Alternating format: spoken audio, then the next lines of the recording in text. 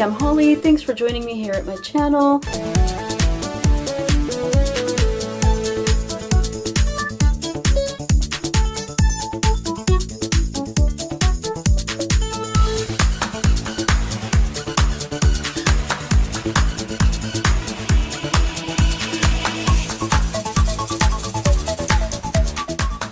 Hey everybody! So as you can see, I've already poured on this canvas and I did not like the results, so I have refilled my cup.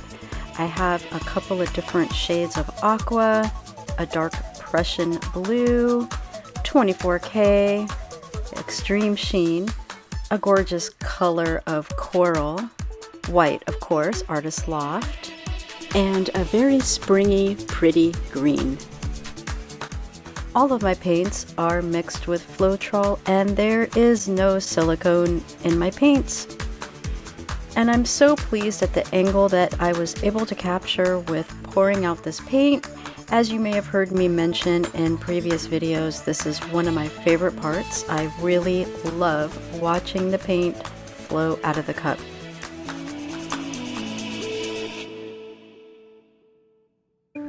Look at how pretty that is. I love, if you're really looking in that center portion, there are so many interesting flows and textures emerging already.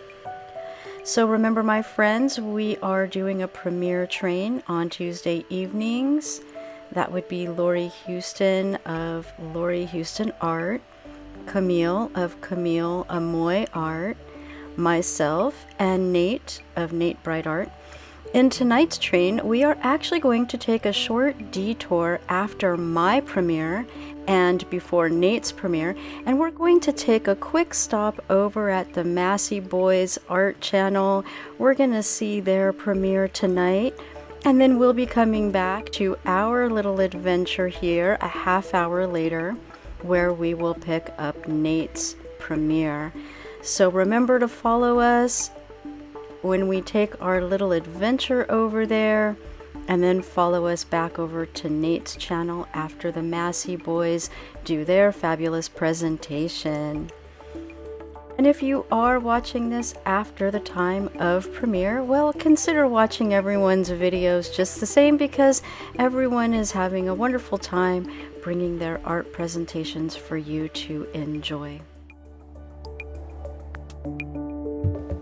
Oh, look at that paint dripping. I love watching the paint dripping. I actually wish I would have had a better angle on that. I probably would have featured it.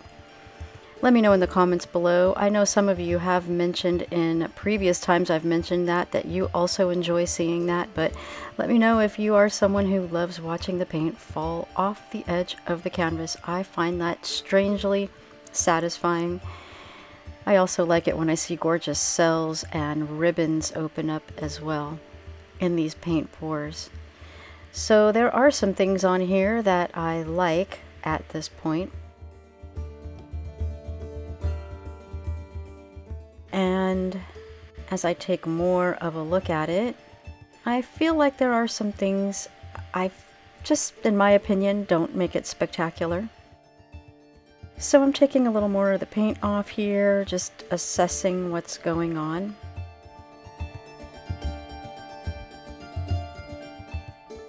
And I'm thinking, yes, there are some beautiful things here. I'm still going to open this up and see what I see. I'm not particularly fond of the coral showing up in just one area and basically disappearing everywhere else. So we are going to see what we're going to do about that as we take it right off the corner here. Pretty color, but for me, I don't love it when one color ends up in just one area of the canvas and not really making an appearance anywhere else. I am able to see the coral underneath some of the layers of the other colors, but it just didn't really pop to the surface there. So there's some beautiful lines as we see. At this point, it's now toward the back since I rotated the canvas. And now coming back around to the right side as I rotate it a little bit more. So there are a lot of beautiful lines over there that I do really like a lot. There are still some things though on this canvas that I don't enjoy. So at this point, as I'm tilting, I'm taking all of that into consideration and just contemplating a few different strategies at this point. What am I going to do here to possibly keep the area that I like, and within that, bring some added interest into the areas that are just not really doing it for me. Go ahead and give this video a like if you would. It helps boost my channel's algorithm. It helps other artists find my channel. I'd really appreciate that. And if you have not subscribed to my channel yet, and if you find interest here, please consider subscribing if you believe you'd like to see more of my content in the future. So I'm really liking the ribbons on that far side and some of the action that's going on toward the left. And at this point, I'm not entirely sure what I'm going to do, so I'm just adding some interest to the corners as I'm just taking in what's going on here on the canvas. Sometimes I just need a little time to contemplate, to sit with what's unfolded before me. Oftentimes when I morph my canvas from where it's at into something that it later becomes, there is sometimes a span where I just sit with it, just taking it in. So here I am actually going to add a little bit more right into this area. I know I'm really clear that I don't like it. And so sometimes adding in another puddle, at least for me, is sometimes a risk, because sometimes I don't like the way it blends, or shall I say, doesn't really blend with what is already there. And it ends up just looking like it doesn't fit with what has come before it. So sometimes I do end up not keeping a painting where I do make an addition like this. But if I already know that the overall composition is not going to work for me, I oftentimes will feel it is worth that risk, because I pretty much can assess that I'm probably not going to keep the painting anyway if I leave it like it is, even though there may be beautiful aspects to it. Let me know in the comments below if this is some of the strategy that you use as well in your art, or if you're still in your journey of learning things by watching videos such as this one. I'd love to know where you're at in your journey. I wasn't always here. It was by watching other people. Sarah Mack was one of those people. She oftentimes didn't talk through her process there, but I was able to assess my own take on what I observed her doing. And I saw the time that she sometimes took. Rinska Dauna is another one who helped me to really expand into working into modifications within a pour that I wasn't immediately happy with. And of course you saw that I did a little wrecking action there. Sometimes wrecking a ring pour really does create magic within the ring pour for me, and sometimes it has also been the thing to totally ruin what might have otherwise been a beautiful ring pour. You know, with anything within fluid art, you never really know. It's always a risk in a way. It's an adventure, a little bit of a risk. There's an excitement because we don't know what fully is going to unfold, and that excitement is because of a little bit of anticipation. But we also know that a lot of times the results are not what we want, and so when they do turn out magically and wonderfully, then there's an extra thrill to that because of the times that it really did not go the way we would have preferred. There is something in that mystery that adds to the thrill for me, and that is one of the reasons I really love this art form over traditional painting with brushes and paint, which I am trained in, and I am good at doing that type of work too. But I am more in control of that type of work. I have a lot less flops within that type of work than I do within acrylic pouring. So while it does look easier on one hand, I feel like in a way it is a little bit less likely to get really stunning results, at least for me, for what I prefer. Let me know what your take is on that if you'd like to share. Sorry that some of that was cut out of the frame. Sometimes you can't really tell what you're catching within the camera when you're doing the tilting like this. One thing I can see in what's showing is that as I've been maneuvering the new part of the pour, that those ribbons that I was already happy with have opened up more, and I actually like them even more now. So this is a little more interesting, but I still don't 100% love it. There are parts that I do love, and at this point though, I'm kind of taking it in, because sometimes I misjudge. Sometimes I jump to think I like something and later end up realizing I don't, and sometimes I do the opposite. Sometimes I actually think I don't like something, and it might sometimes be just because it didn't really fit within what I had in mind, within what I was going for initially. So you can see I'm working this corner over here, and part of that is because I'm not quite sure if I'm going to leave this painting the way it is. I do like it a lot better than the way it was before, so certainly I could keep it like this and it would be a lovely painting. And I'm just taking some time to work these corners over here. Well, this one corner at this point. I don't have a lot of paint in the cup, and that's why it's drizzling very slowly. If I try to move the paint cup too quickly when there's not a lot of paint there to come out in a very steady stream, then I've sometimes ended up with blotches and splurts that, you know, really didn't lead to a lovely result. So I've learned to be more patient and let that paint really come down a little bit more, and moving the paint cup back more slowly as a result. So see, you can tell there, I don't have a close-up on that, but if you're really looking closely, you can tell that I've ended up with just a few little splotches. So where the arrow is pointing, that's all an area that I really, really like. I feel like that was really, really pretty at this point in time. But yes, I'm still not 100% in love with the area that I just indicated with that last area. It's kind of that goldish circle and then that little spurt that comes off to it. So it's kind of not exactly in the middle, a little bit more toward that right-hand side, and then that little blurb that comes off it. It's interesting, it's kind of cool, it's not bad, but I don't love it. So I am contemplating that. But I'm working on this area that I do like overall, just fine-tuning it a little bit to see how I'm going to feel about the composition once I do that. I've already concluded, as you can tell. I'm starting to load up another cup. I just want to work that one area. Again, this is a risk. I do like this better than I did. I could keep this and be relatively satisfied with it. I do love certain areas that I absolutely hope I can maintain the integrity of just as it is. And again, that is always a risk sometimes within fluid art if you need to move in to modify something. It just depends on where the area is within the composition that you need to modify.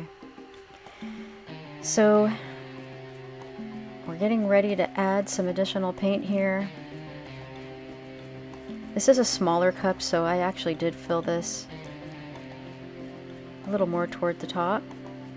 And then I just go for it, you know? Hold my breath and go for it. Hold my breath for the parts I'm hoping I'll keep. Hoping that I will actually end up with a better final result than what I had achieved in that last go. And of course, not knowing if it's going to be that or a sheer disaster in the end.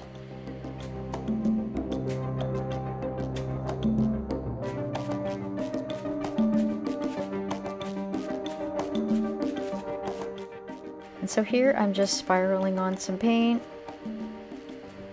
Again, sometimes when I've tried this, it adds to it in a beautiful way, and sometimes when I've tried something like this, it's like the absolute downfall of the piece. So sometimes what I've noticed for myself is some of the things that I've sometimes done that create sheer magic can also sometimes be the same thing that completely ruins a piece. I don't know if you've had that experience. Let me know if you have. I just like to hear what other artists experience, if they experience some of the same things I do, or if they experience some of those things differently. I do find that interesting to know. So as you saw, I did drag the spoon through a few places, just adding some interest, some swirls.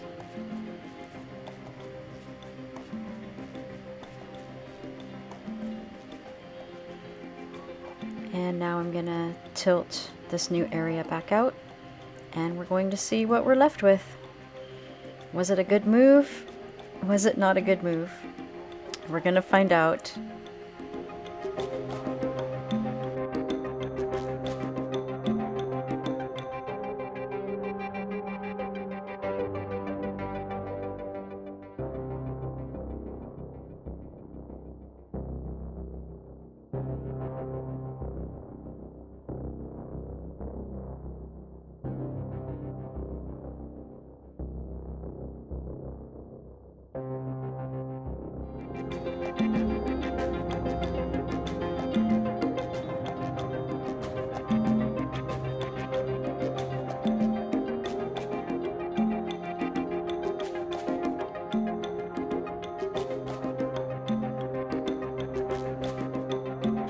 This is opening up beautifully. I love the various flows. There's a lot of things within this now that are very unique. Most ring pours, as I'm sure you can attest, do not end up with flows and movement the way that this has. This to me is starting to show itself as being quite magical. And at this point in the game, I'm extremely excited and I'm so happy that I took the risk to add the additional pours that I have. Because if I had not done every step in the way that I did it, this painting would not be what it is at this point in time.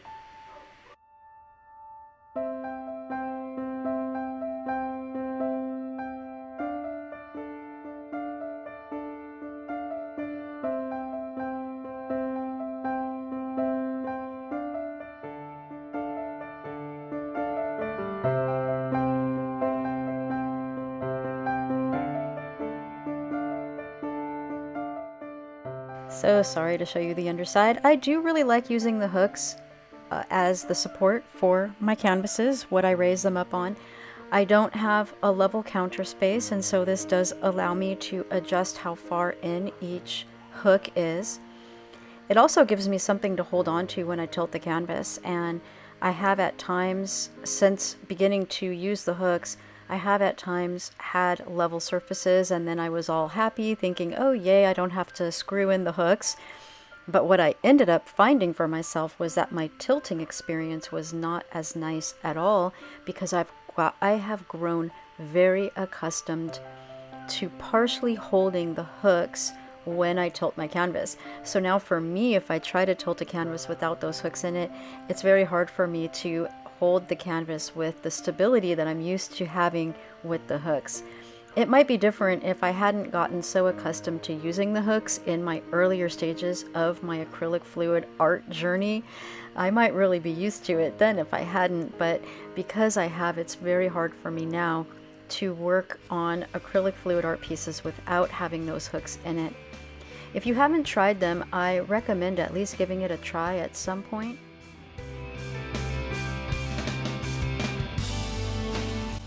So what do you think about this painting so far? Let me know in the comments below. I love to hear from you.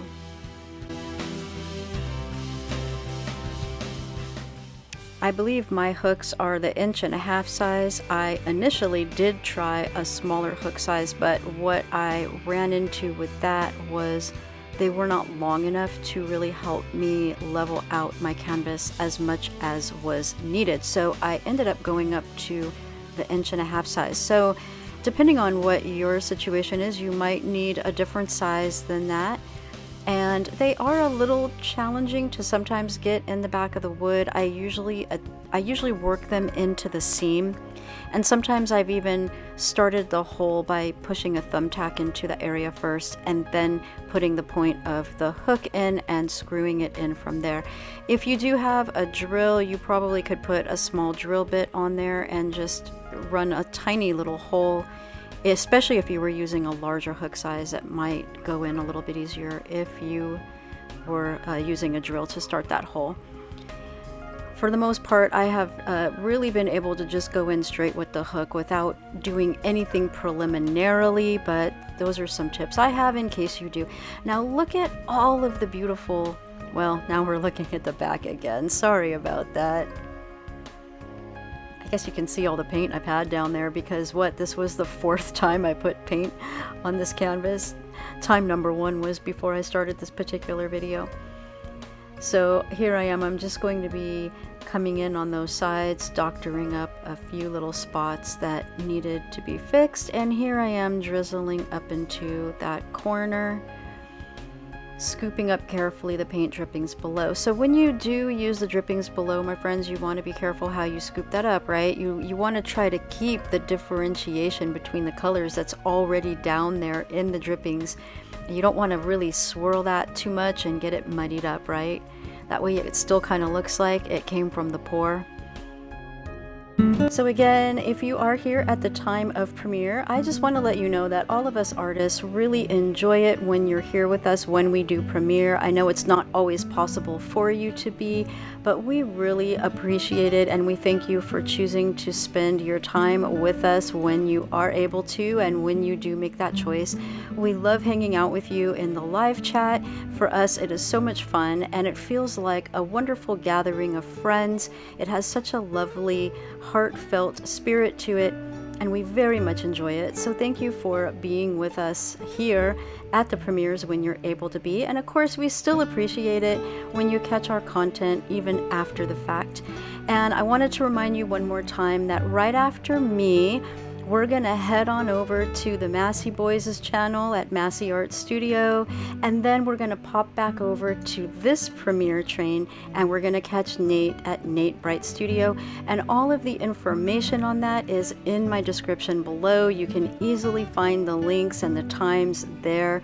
So if you are here live at the time of premiere, follow us on our fabulous adventure on our train and our detour. The Masse Boys are not officially part of this train, but we are taking a little detour to go visit them, and then we'll be coming back onto our own adventure on this train at Choo Choo Tuesdays, our beautiful art treasure train on Tuesdays. Now look at this, my friends. Look at these flows and all of these lines and all of the movement and the textures.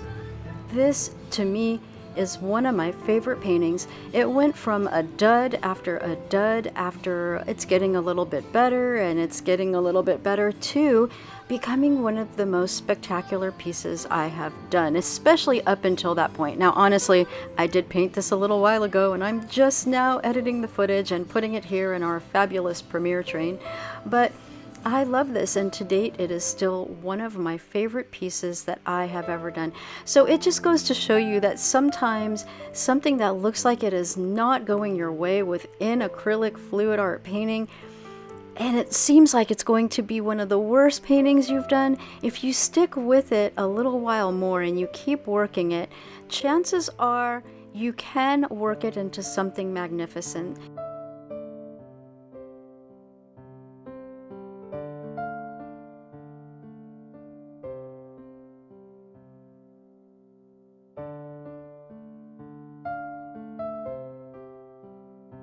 Look at that.